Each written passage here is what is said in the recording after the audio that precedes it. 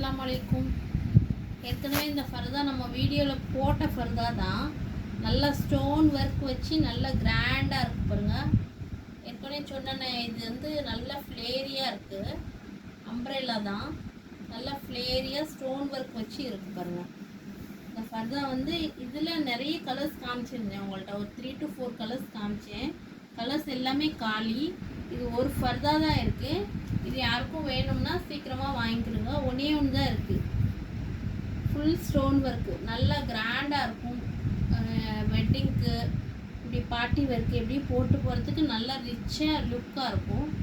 சூப்பராக இருக்குது. கிளாத்தும் சூப்பர் ஷைனிங்காக இருக்குது. அதேமாதிரி ஹேண்டும் நல்லா ஸ்டைலிஷாக கொடுத்துருக்காங்க பாருங்கள். சூப்பராக இருக்குது.